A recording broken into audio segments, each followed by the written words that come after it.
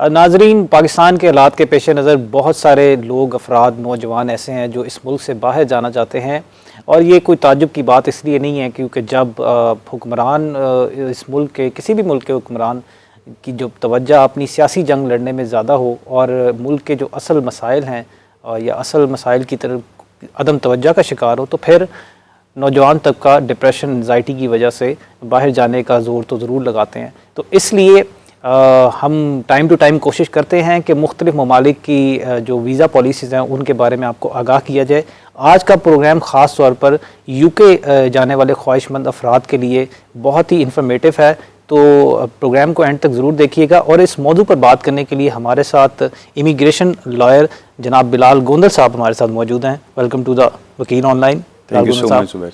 तो बाकायदा प्रोग्राम का आगाज़ करते हैं और आपको मज़ीद मालूमात से आगाह करने की कोशिश करते हैं। बिलाल साहब, ये बताइएगा कि यूके पाकिस्तानी शहरियों के लिए कौन कौन सी कैटेगरीज़ में वीज़ा अपॉर्चुनिटी देता है? ज़ुबैर साहब, यूके हमेशा पाकिस्तानी सिटीज़न्स के लिए एक बहुत अच्छी डेस्टिनेशन रहा है और यूके ने हमेशा अपनी पॉलिसीज़ को निस्बतन जो दूसरे कंट्रीज़ हैं एशिया के अंदर, पाकिस्तानियों के लिए उन्होंने हमेशा अच्छी अपॉर्चुनिटीज़ प्रोवाइड की हैं। इस वक्त यूके आपके लिए तमाम कैटेगरीज़, जिसमें आप हाई स्किल्ड, लो स्किल्ड और आपके स्टूडेंट्स और आपकी बिज़नेस कम्युनिटी, तमाम लोगों के लिए इस टाइम यूके ने अपने तमाम जो दरवाजे हैं, जो ऑप्शंस हैं, वो आपके लिए ओपन किए हुए हैं। ठीक है, इसमें अगर आप लो स्किल्ड में देखें तो यूके जो है वो वर्क परमिट इस टाइम पहली दफ़ा, सही, इससे पहले यूके ने कभी भी आपको जो एक शॉर्ट टर्म रेजिडेंसी, ठीक है, जिसके ऊपर आप तकरीबन 5 साल के बाद यूके की सिटीजनशिप पे जा सकते हैं, वो कभी ओपन नहीं की पाकिस्तानियों के लिए। और डायरेक्टली जो स्किल्ड लेबर है वो यूके ने कभी नहीं ली। इससे पहले आपके लिए बिजनेस रूट्स थे, स्टूडेंट रूट्स थे, ठीक है, लेकिन इस टाइम पे यूके तकरीबन 100+ कैटेगरीज के अंदर आपको वर्क परमिट्स प्रोवाइड कर रहा है। सही। इसके अलावा स्टूडेंट रूट है जिस पर यूके इस टाइम पाकिस्तानियों को सबसे ज़्यादा वीज़ा दे रहा है। सही। निस्बतन दूसरे कंट्रीज़, यूके इस टाइम ऑलमोस्ट आपको 100% वीज़ा जो है वो पाकिस्तानियों के लिए ऑफर कर रहा है। इसी तरह बिजनेस अपॉर्चुनिटीज़। अच्छा बिलाल साहब, ये बताइएगा कि बहुत सारे, जैसे आपने कहा कि तकरीबन 100% वो अपॉर्चुनिटी फ्राहम कर रहे हैं, लेकिन बहुत सारे पाकिस्तानियों को ये मसाइल दिखने पे आ रहे हैं क्योंकि एप्लीकेंट्स की तादाद बहुत ज़्यादा है, तो इसलिए रिजेक्शन भी बहुत ज़्यादा है। तो सबसे पहले तो आप मुझे ये बताइए कि अगर कोई शख्स स्टडी के लिए यहाँ से जाना चाहता है, यूके में सेटल होना चाहता है स्टडी वीज़ा के तहत, तो स्टडी वीज़ा के लिए क्या क्या रिक्वायरमेंट्स हैं और कौन कौन सी डिग्रीज़ में ज़्यादा अपॉर्चुनिटी है वहाँ पर? वैसे सब स्टडी के लिए कोई भी आपका स्टूडेंट जो है, जो कि इंटरमीडिएट एटलीस्ट है, क्वालिफाइड है, ठीक है, वो यूके जा सकता है। इवन दो कि अभी यूके ने आपके लिए कुछ शॉर्ट टर्म कैटेगरीज भी इंट्रोड्यूस की हैं जिनमें आपके मैट्रिक क्वालिफाइड स्टूडेंट्स भी जा सकते हैं। ठीक, बट कॉमनली जो पाथवे यूज होता है वो इंटरमीडिएट स्टूडेंट्स के लिए होता है।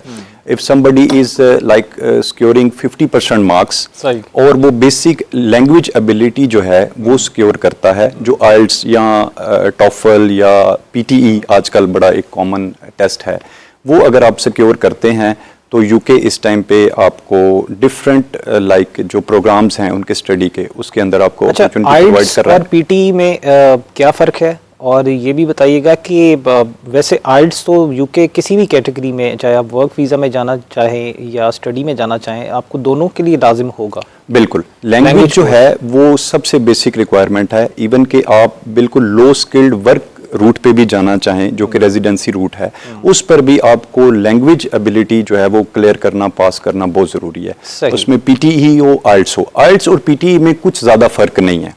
ये दो डिफरेंट अवार्डिंग बॉडीज़ हैं, ठीक है, और इनका जो अटेम्प्ट का एक तरीकाकार है पाकिस्तानी स्टूडेंट्स के लिए मैं बताना चाहूँगा, क्योंकि लोग समझते हैं कि आइल्ट्स बहुत ज़्यादा टफ है, ठीक है, लेकिन पीटी और आइल्ट्स जब आप अटेम्प्ट करने जाते हैं प्रैक्टिकली तो उसमें कुछ ज़्यादा फर्क नहीं है। ये है एक फ़ायदा जो पाकिस्तानी स्टूडेंट्स इस टाइम गेन भी कर रहे हैं और उनको लगता भी है कि परसेप्शन है कि पीटी आइल्ट्स से ज़्यादा ईजी है और पीटी की मार्किंग आइल्ट्स से कुछ ईजी है, ठीक है, बाकी तमाम चीज़ें उसमें सेम टू सेम है।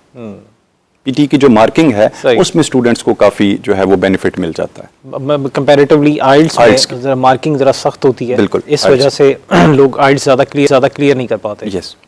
अच्छा, तो बिलाल साहब ये बताइए कि जब हम बात करते हैं कोर्सेज़ की, मैं आपसे पूछना चाह रहा था कि कौन से कोर्सेज आप ज़्यादा लोगों को प्रेफर करते हैं कि उन कोर्सेज में वो एडमिशन लें ताकि वो आगे स्टडी के बाद भी वहाँ पर सेटल डाउन होने में उनकी मदद हो? देखिए, जो आपके टेक्निकल प्रोग्राम्स हैं जिसमें आपकी इंजीनियरिंग आती है, ठीक है, और इस टाइम यूके में जो सबसे ज़्यादा एक शॉर्टेज है जिसकी, और यूके जिसमें आपको वर्क वीज़ा रूट भी दे रहा है, हेल्थ सेक्टर जो है यूके का।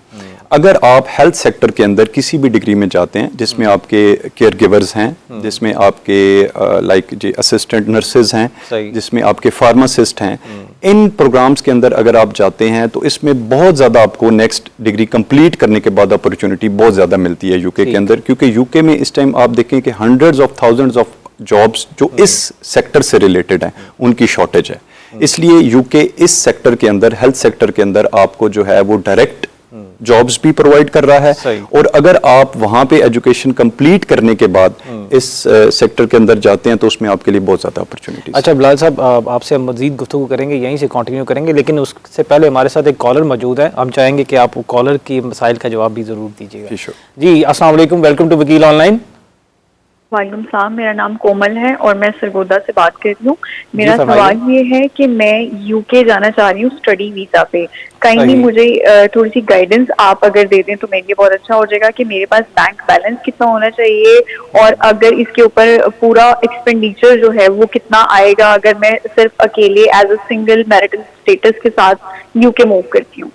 जी साहब। कोमल, मैं एक चीज आपसे पूछना चाहूंगा कि आपकी जो कंप्लीटेड एजुकेशन है, क्या आप बैचलर्स हैं या इंटरमीडिएट हैं? मेरी ग्रेजुएशन कंप्लीट हो चुकी है, बीकॉम ऑनर्स, और अब मैं उसको मास्टर्स में एडमिशन लेना चाह रही हूँ। ठीक है। अच्छा, मास्टर्स पे इस टाइम यूके ने एक बहुत अच्छी चीज पाकिस्तानी स्टूडेंट्स के लिए, और वो आपकी बहुत सारी यूनिवर्सिटीज को वो इस टाइम रिकॉग्नाइज कर रहे हैं कि जो बच्चे मास्टर्स लेवल पे जाना चाह रहे हैं, ठीक है, उनके लिए वो एक तो आपको एक पार्शियल स्कॉलरशिप्स ऑफर करते हैं।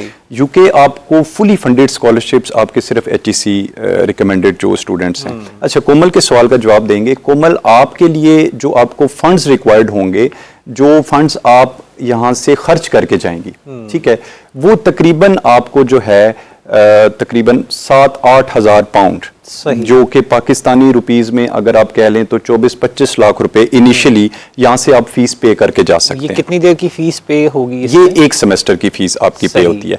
इसके अलावा एक चीज और आपको चाहिए होती है, वो आपकी बैंक स्टेटमेंट, जिसको आप शो मनी भी आम अल्फाज में कहते हैं, वो आपको चाहिए होती है पाकिस्तानी तकरीबन 5 मिलियन रुपीस की। वो आपको फॉर द इसके अलावा चाहिए, इसके अलावा वो चाहिए, और वो आपको तकरीबन 2 मंथ्स के लिए वो जो बैंक स्टेटमेंट है उसको जो है वो आपको रखना पड़ता है। और इनिशियली 7 to 8,000, समटाइम अगर आपके ग्रेड्स बहुत अच्छे हैं तो उसमें आपको और भी लो ऑप्शन मिल जाता है, और एक सेमेस्टर की फीस आप पे करके यूके चले जाते हैं। उसके बाद आपको चूंकि वहां पे वर्क अलाउ है, ठीक है, और आपके ड्यूरिंग द सेमेस्टर भी आपको फुल टाइम वर्क अलाउ के ऑप्शंस भी आते हैं, तो बाकी फीस आप वहां जाके। अच्छा बिलाल साहब, यहाँ पर एक इम्पॉर्टेंट क्वेश्चन ये है, क्योंकि आप जानते हैं पाकिस्तान के माशी हालात पहले ही कैसे हैं, तो एक शख्स के पास इतने फंड्स तो बहुत कम लोगों के पास होते हैं कि वो इतने पैसे वहाँ जाकर अपने ऊपर लगाएं।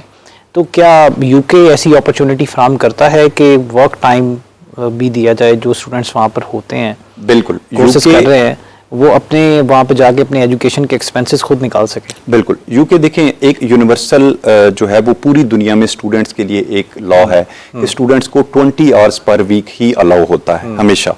लेकिन जब स्टूडेंट्स के सेमेस्टर का ब्रेक आता है जी, उसके अंदर वो 100% फुल टाइम काम कर सकते हैं। और ये ब्रेक कितनी देर का आता है अमूमन? Around 2 months in each semester जो है वो आपको मिल जाता है। अराउंड 2 मंथ्स के करीब आपको मिलते हैं। 6 मंथ्स का आपका एक सेमेस्टर है, और उसमें 2 मंथ्स और समटाइम्स 3 मंथ्स, ठीक है, ये तकरीबन आपको मिल जाते हैं, और इसमें आप जो है वो फुल टाइम काम कर सकते हैं।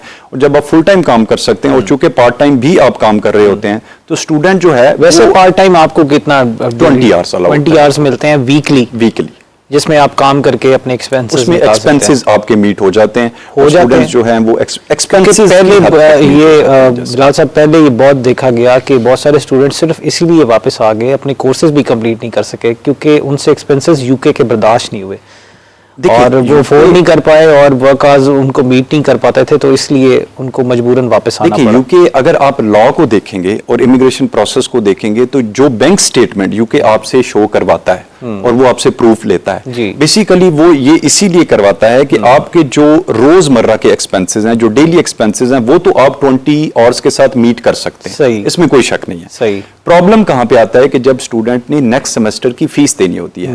अब जब इमिग्रेशन वाले आपको देखते हैं, वो तो कहते हैं कि आपके पास पढ़ने के लिए और नेक्स्ट फीस पे करने के लिए फंड्स आपने शो किए हैं। सही। स्टूडेंट्स को प्रॉब्लम वहीं पे आता है कि जब वो बैंक स्टेटमेंट यहाँ से शो करके जाते हैं और अरेंज करके जाते हैं, और उसके बाद वो जाहिर है पाकिस्तान के हालात ऐसे हैं कि वो इस्तेमाल हो जाती है, घर वालों को जरूरत होती है और वो कहते हैं कि आप वहीं पे इसको मैनेज करें, तो फीस मैनेज करना हमारे बच्चों के लिए मुश्किल हो जाता है। डेली एक्सपेंसेस जो हैं, जो आपके लिविंग कॉस्ट है, वो इजीली आप 20 आवर्स के साथ मतलब आप क्या प्रेफर करते हैं कि जो लोग स्टडी वीज़ा पर जाने के ख्वाहिशमंद हैं वो अपनी फ़ीस की जो है वो माली जितना भी उनके फंड्स बनते हैं वो एटलीस्ट अरेंज कर जाएं, बाकी एक्सपेंसेस वो वहाँ जाके मीट कर सकते हैं? बिल्कुल, अगर आप वहाँ पे जेन्युइनली पढ़ना चाहते हैं, ठीक है, और वहाँ से आप डिग्री लेना चाहते हैं, तो अगर आप कर सकें तो आपके वालिदैन को यहाँ से आपकी फ़ीस जो है वो एटलीस्ट मैनेज करके आपको, या आप 1 ईयर फुल फी पे करके चले जाएं, ये ऑप्शन भी होता है आपके पास, ठीक है। तो उसमें फिर स्टूडेंट जो है वो 1 साल के अंदर काफ़ी सेटल डाउन हो जाता है। कोई अपॉर्चुनिटीज होती हैं कि वो कुछ पैसे इकट्ठे करके अपनी फीस के पैसे जमा कर लें।